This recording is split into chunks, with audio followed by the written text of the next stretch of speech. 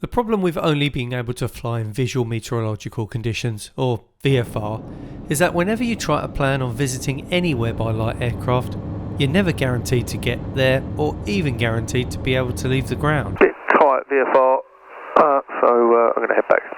Golf Charlie Zulu, roger, what's your say? I had been planning on visiting one of Europe's only air parks in northern France for a while, but even though we're in the middle of summer and you'd think that the weather should have definitely allowed such a trip of less than 120 nautical miles, things never seem to go to plan, and what should have been a little day trip ends up dragging on for weeks. That cloud's a bit too low, I'm going to have to call this off. The US is the mecca for general aviation, with easy to visit, well equipped quality airports, airspace access and services, and I would love to one day fly in the States. One American idea I've always been intrigued by is the flying communities, or air parks, where pilots and their families live on their own private airport and usually keep their aircraft in their garage come hangar right next to their car. When I found out there's a few of these air parks in Europe, I started to investigate further, and to my surprise, there was one fairly local at just over an hour's flying time away from my home base at Andrewsfield. Well, I just had to go visit and find out more. AIRPARC DELAHAYE is a small gated private estate of ecologically built properties located close to the little village of VERCHOCQ in France, about 30 miles to the southeast of Calais, with community facilities such as a heated swimming pool, sauna, a basketball court and some tennis courts, but more importantly a 630 metre or just over 2,000 foot all-weather grass runway. After contacting the park owner for permission to visit, I received authorisation and a briefing. This is a requirement and important as this airfield is not on any charts. I did my planning the day before, and even though the weather was forecast to be not great in the morning, with some low cloud across the southeast of the UK and the Channel, it was due to break by late morning, so I decided I'll give it a go. On the way to the airfield the next morning, sure enough the low overcast cloud was present, but ever hopeful, I unlocked the hangar and pulled the aircraft out. Whilst waiting, I decided I may as well do something constructive, so pull the aircraft over to the wash bay and give her a clean. While I'm jet washing, the cloud starts to break and finally things are looking up. But as I check the weather in France, it's still marginal VFR, so disappointed, I decide to call it off. But as I'm here now anyway, and with a nice clean machine, I might as well go somewhere. So I decide to visit Peterborough, just 30 minutes flight time away, and then I go and play with some clouds on the way back. VFR of course. The next weekend brings hope of high pressure over the UK and good VFR conditions. Saturday looks the best day, but I can't fly then. Sunday looks okay too. This time Vince wants to come with me in his sport cruiser Goopy.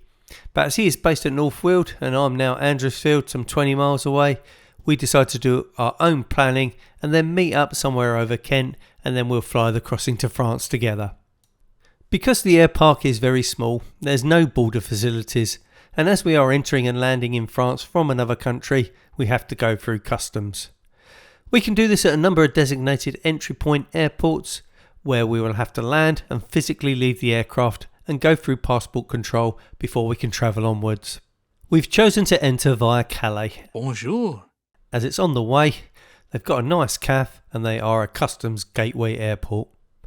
So our route takes me from Andrewsfield, heading southeasterly through Southend's controlled airspace on a pretty direct routing to Dover, where I will meet up with Vince at some point over Kent, then make the 22-mile crossing to Calais as a two-ship for breakfast before continuing onward to the air park at VERCHOCQ.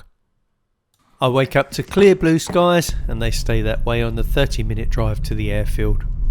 So here we go again, open up the hangar and check her over, but as I'm getting myself and the aircraft ready to go, I notice some light cloud has started to bubble up.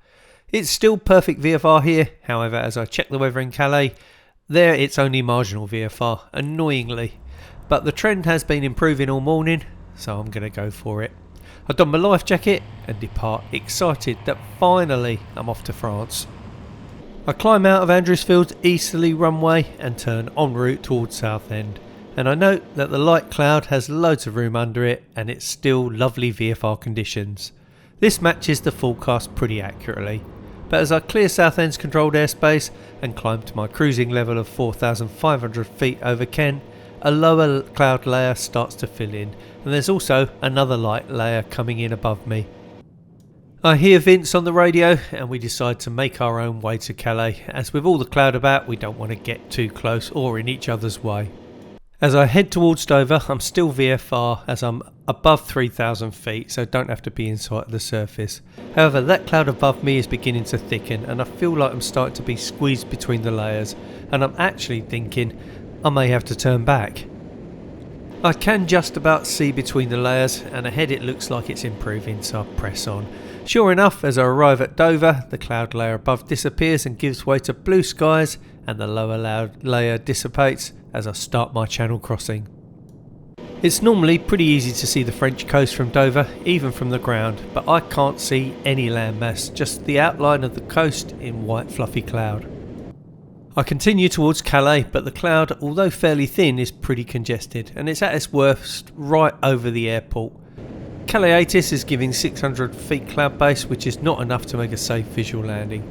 So after a quick check of our alternate airfield's weather at VERCHOCQ and a discussion over the radio with Vince, we decide to divert. That cloud's a bit too low, I'm going to have to call this off. VERCHOCQ is just 35 miles down the coast, but they are reporting good weather. So we turn south and it's not long before the cloud lifts and breaks and we are greeted with lovely conditions.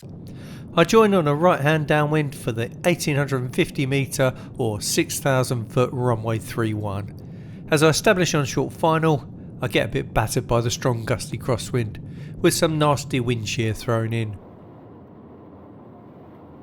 As I touch down and taxi in, I can't help but feel a little bit gutted that I didn't get to the airpark today. As I park up on the busy apron, I see Vince taxiing in as I clamber out of the aircraft.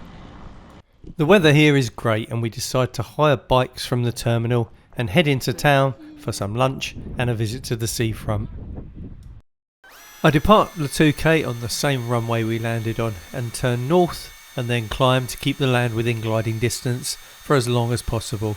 As I establish in the cruise at 5,000 feet, I stick the autopilot on and contemplate that even though I didn't get to the airpark, it's been a most splendid day.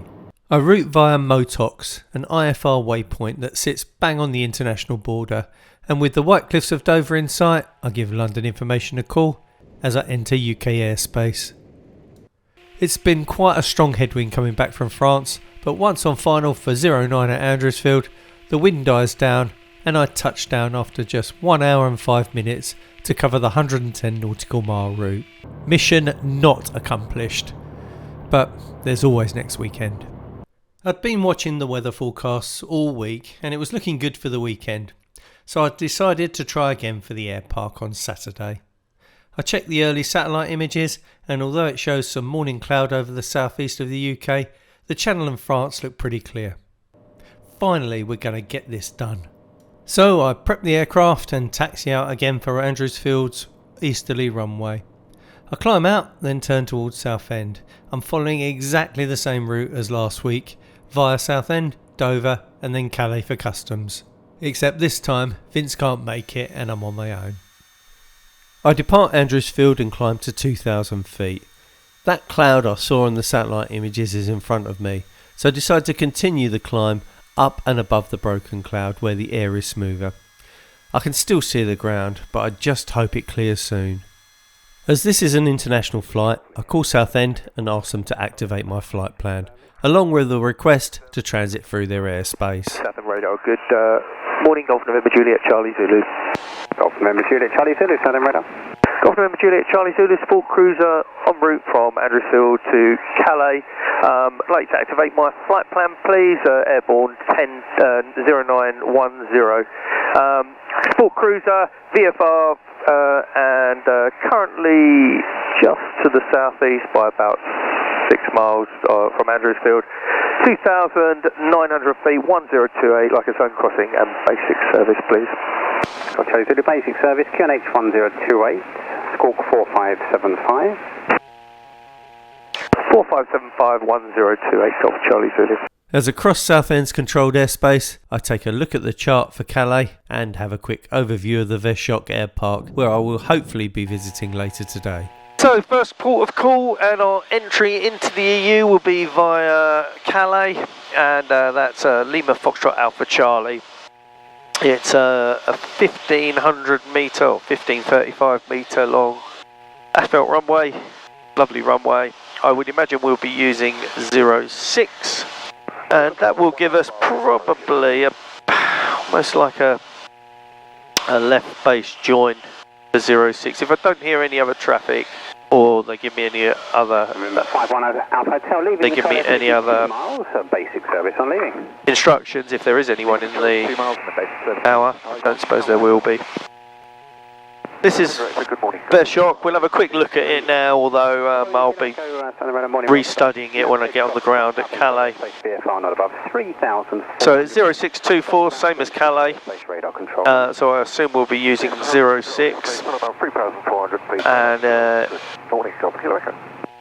it's a reinforced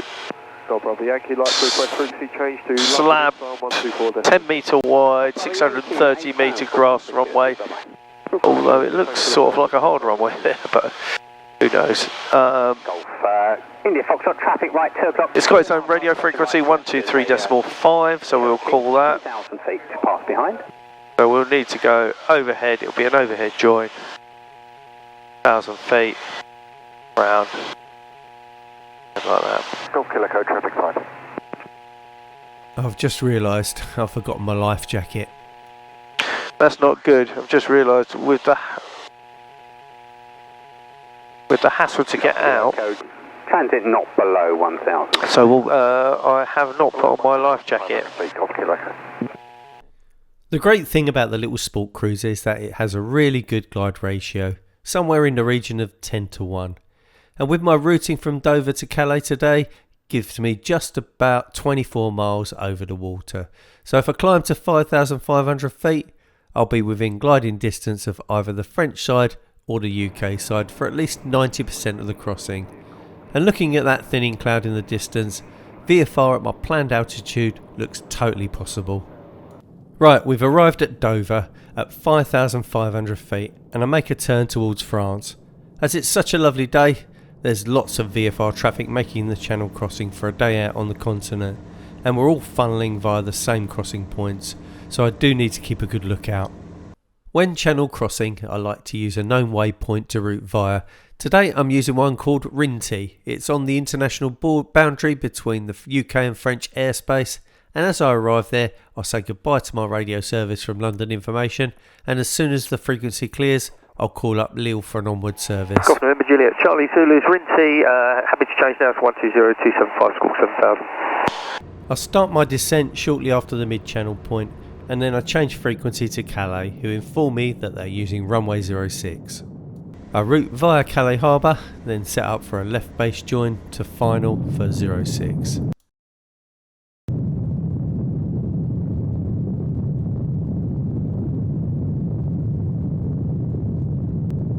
That wind is quite strong and gusty, but it's pretty much down the runway as I cross the threshold and touch down with little fuss.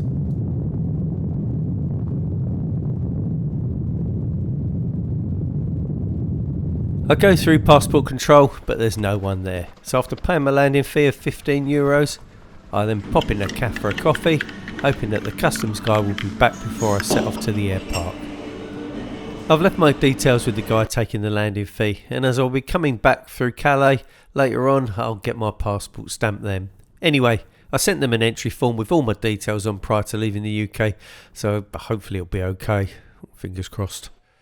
So finally onward to VERCHOCQ. I depart on the same runway I landed on and turn southeast for the short 15-minute flight to the AIRPARC.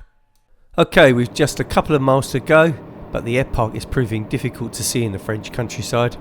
I'm almost on top of it before I actually make out the runway and the park itself. That's it there, isn't it? So we were approaching the live side. We need to get up a bit higher.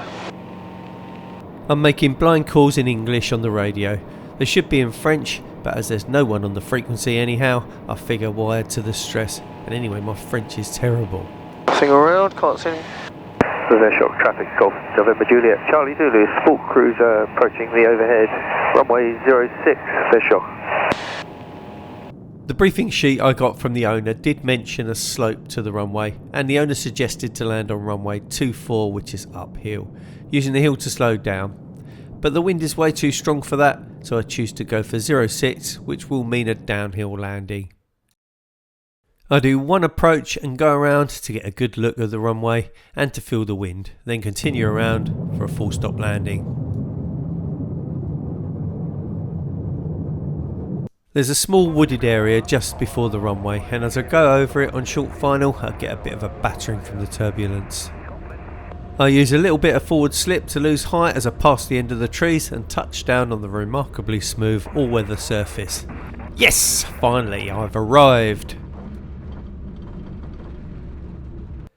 The AIRPARC owner, Mr. Delahaye, is there to greet me, and he tells me all about how he created this little flying oasis in northern France, from what was once just farmland.